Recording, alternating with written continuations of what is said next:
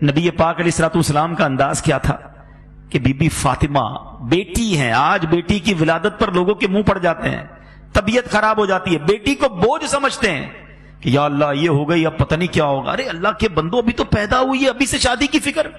جس رب نے بیٹی دی ہے وہی انتظام کرے گا نا، وہ خالق ہے، وہ مالک ہے، وہ رازق ہے۔ نبی پاک علیہ الصلوۃ والسلام فرماتے ہیں، جس کا مضمون ہے کہ جس کی 3 بیٹیاں ہوں اور اس کی اچھی پرورش کرے اور ان کو اچھی طریقے سے پال پوس کر بڑا کر کے ان کا رشتہ کر دے، اللہ کریم ان 3 بچیوں کے بدلے اس کے والدین کو جنت عطا فرمائے گا، جنت واجب ہو جائے گی۔ صحابی رسول نے عرض کی، حضور اگر کسی کی 2 بیٹیاں ہوں؟ اللہ کے حبیب فرماتے 2 بیٹیاں ہوں تب بھی جنت واجب ہو جائے گی۔ جب پہلی بار میں یہ حدیث پڑھ رہا تھا نا، میں سوچنے لگا میری تو 1 بیٹی ہے۔ صحابہ بھی کمال کے تھے، یقین کرو ہمارے کام آسان کر دیے۔ اسی حدیث کا اگلا جز تھا، صحابی رسول پوچھتے ہیں اگر حضور اگر 1 بیٹی ہو تو؟ اللہ کے حبیب فرماتے 1 بیٹی ہو تب بھی جنت واجب ہو جاتی ہے۔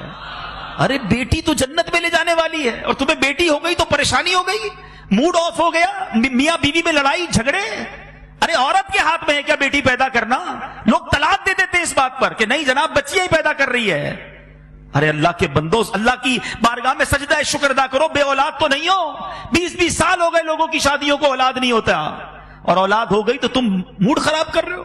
نبی پاک علیہ الصلوۃ والسلام کا اپنی صاحبزادی سے انداز کیا تھا، بلکہ ایک پہلے حدیث سن لو، ان تمام لوگوں کے لیے زبردست چوٹ ہے۔ اللہ کے حبیب فرماتے بیٹیوں کو برا نہ کہو، حدیث پاک کا مضمون ہے بیٹیوں کو برا نہ کہو کہ بے شک میں بھی بیٹیوں والا ہوں۔ اللہ کے حبیب نے اپنے آپ کو صلی اللہ علیہ وسلم بیٹیوں والا کہا، اور فرمایا یہ تو ماں باپ کے لیے بڑی محبت والیاں ہوتی ہیں۔ اور میرے میٹھے اسلامی بھائیوں، نبی پاک کا کیا ایٹیٹیوڈ تھا۔ خاتون جنت بی بی فاطمہ، نبی پاک اگر بیٹھے ہوتے اور بی بی فاطمہ آتی تو نبی پاک کھڑے ہو جاتے، بیٹی کے لیے کھڑے ہو جاتے، اپنی بیٹی کا ہاتھ چومتے، جدھر نبی پاک بیٹھے ہوتے ادھر بی بی فاطمہ کو بٹھاتے اپنی جگہ پر، اور جب نبی پاک بی بی فاطمہ کے پاس جاتے بی بی فاطمہ کھڑی ہو جاتی، پیارے آقا کا ہاتھ چومتی اور اپنی جگہ بٹھاتی۔ یہ ہے میرے آقا کی سیرت۔ سیکھو نا کہ بچوں سے پیار کیسے، بچیوں سے پیار کیسے۔